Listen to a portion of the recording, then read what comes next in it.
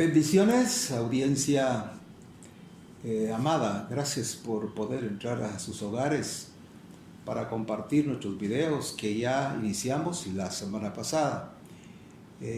La temática ha sido el Monte de Sión. Tenemos varias referencias, damos seguimiento a todo el tema impresionante que hemos encontrado, la revelación del Monte de Sión.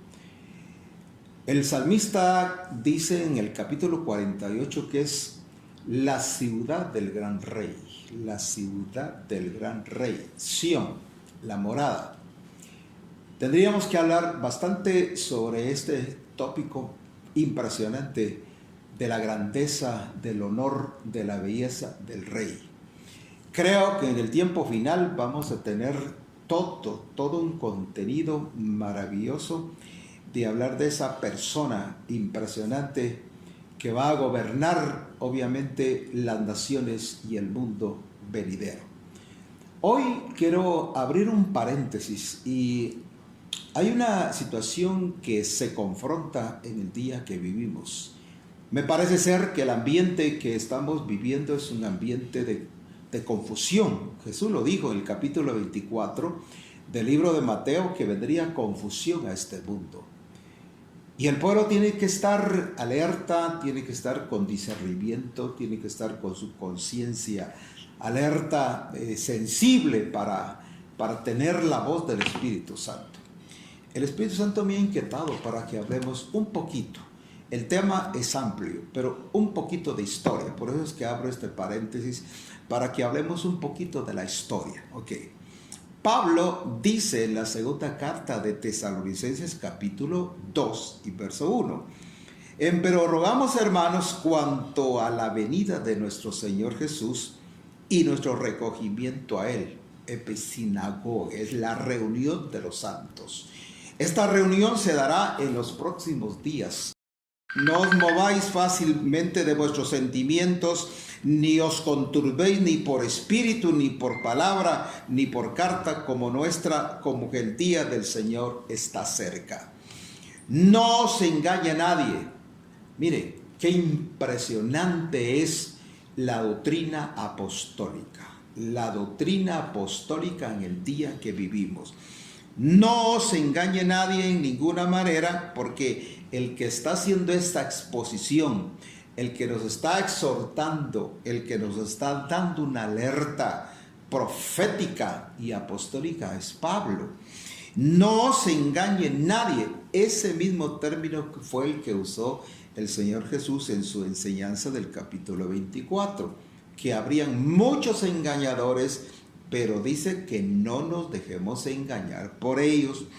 Entonces, en ninguna manera, porque no vendrá sin que venga antes la apostasía.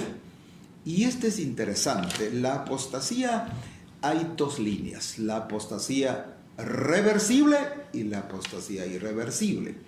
La apostasía reversible es de las personas que se pueden desviar del camino, pero que pueden regresar según la exhortación o el trato de Dios con las personas.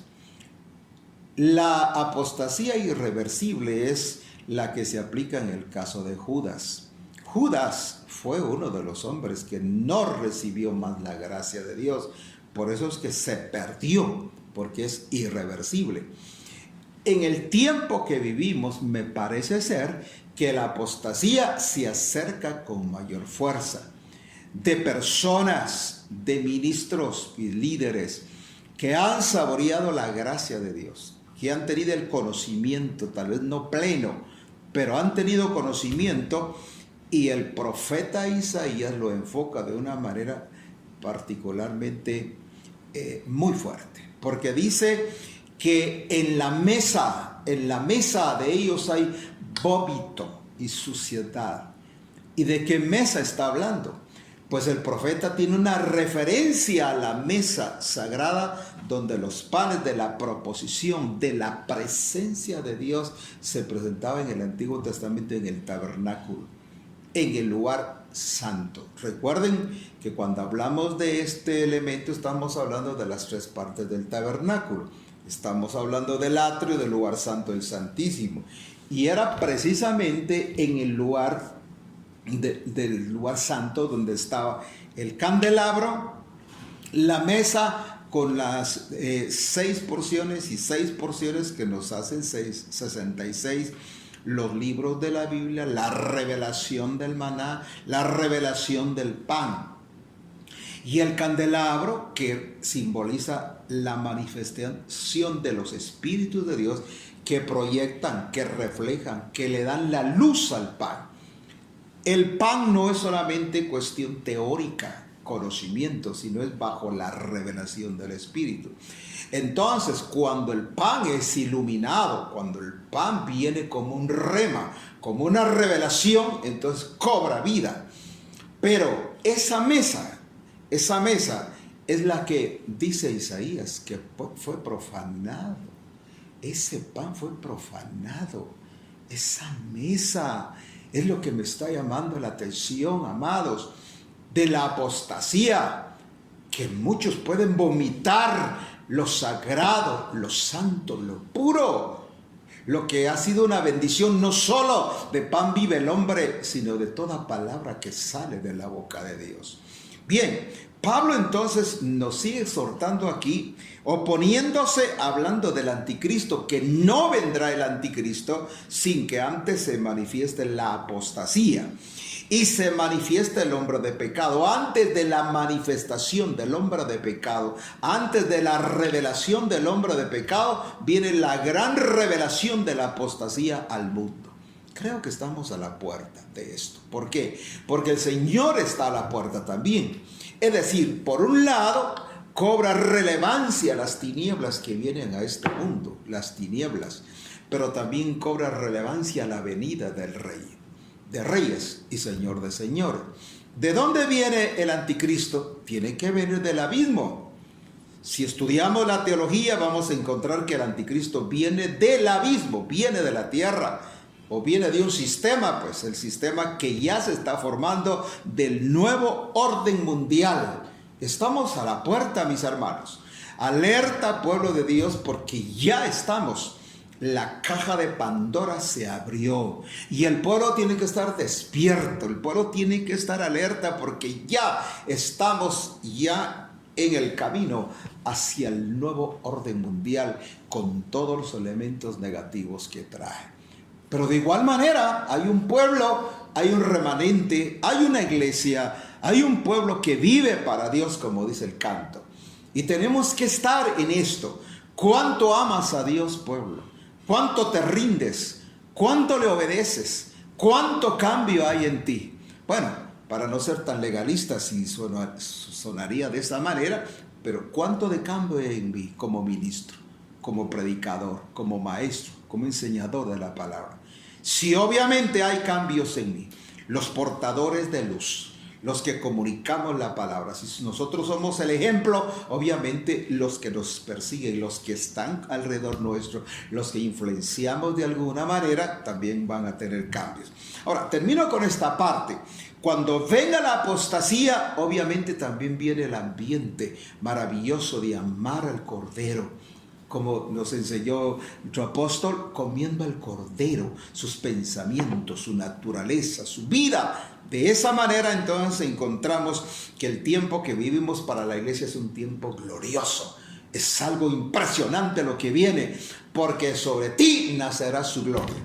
Isaías capítulo 60 dice que tinieblas cubrirán la tierra y oscuridad a los pueblos, pero sobre ti nacerá Jehová tu Dios. Viene revelación, viene algo glorioso. No todo es negativo, no, viene algo positivo también. Bien, entonces termino oponiéndose, la exhortación de Pablo, oponiéndose, levantándose contra todo lo que se llama Dios. Bien, ahora cierro el paréntesis para decir algo acá. Algo de la historia, y esto es impresionante. Fíjense ustedes que la iglesia primitiva, la iglesia del libro de los Hechos, que tardó apenas 30 años, escuchemos, el Señor Jesús resucitó, caminó 40 días y 40 noches sobre la tierra y se fue, ascendió al Padre, está allá con el Padre. Y dice que le rogó al Padre para que descendiera el Espíritu Santo.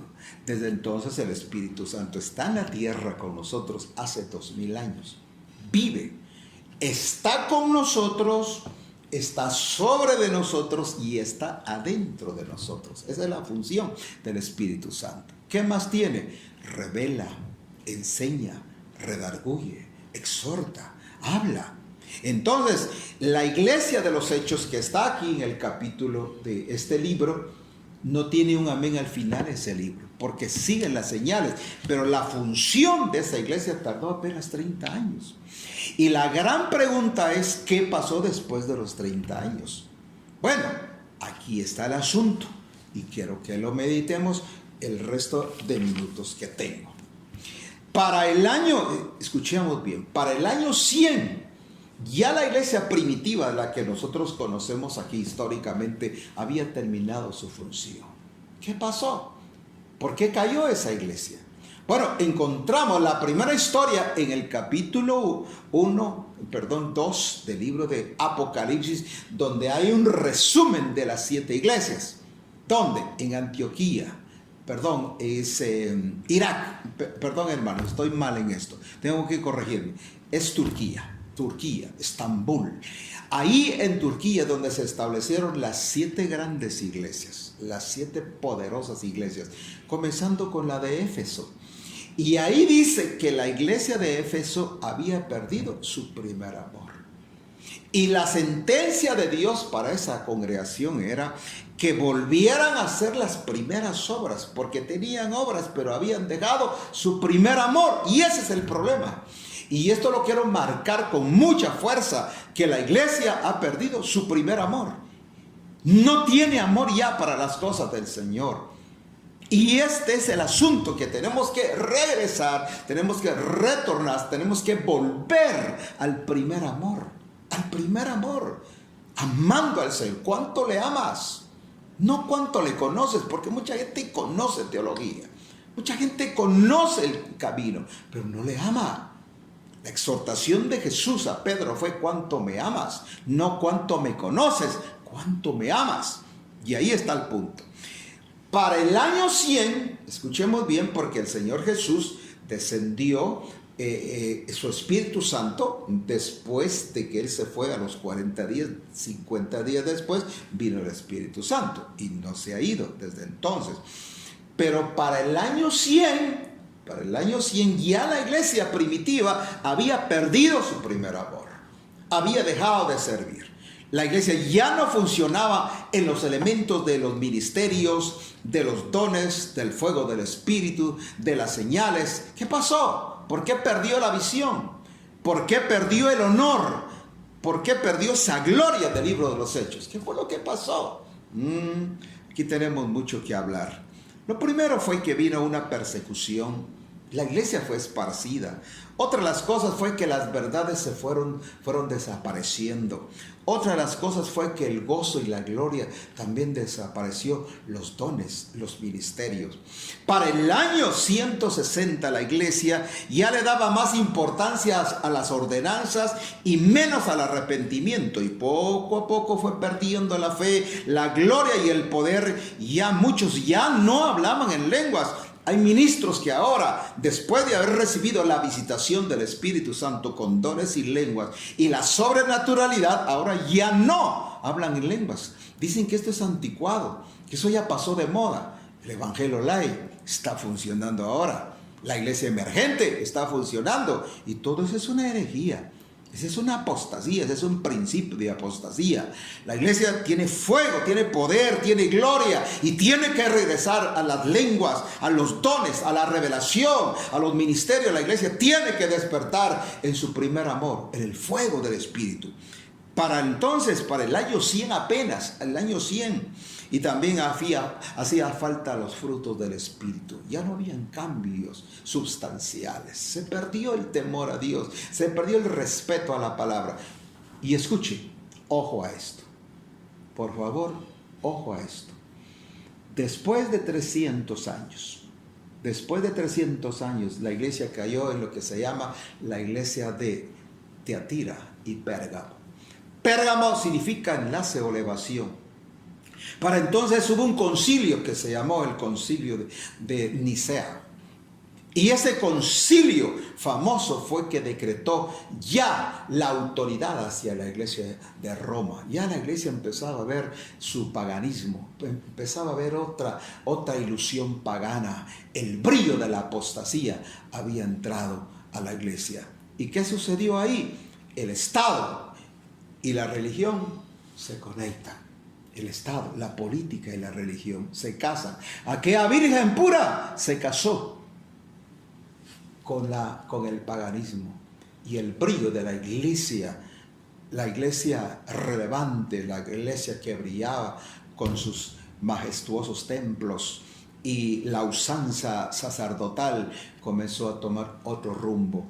Para el año entonces 160, la falta de dependencia del Espíritu, la falta de ministerios, y ahora entramos al punto que la iglesia, para el año exactamente, desde los años 300 hasta el año 1500, la iglesia cayó en lo que se llama el oscurantismo, la Edad Media. La iglesia perdió el rumbo totalmente.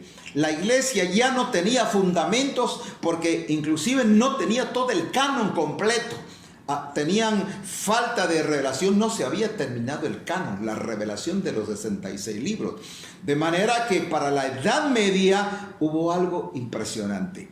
La Edad Media dejó a la iglesia sorda, ciega espiritualmente. Es decir, había perdido su dependencia totalmente del Espíritu de Dios.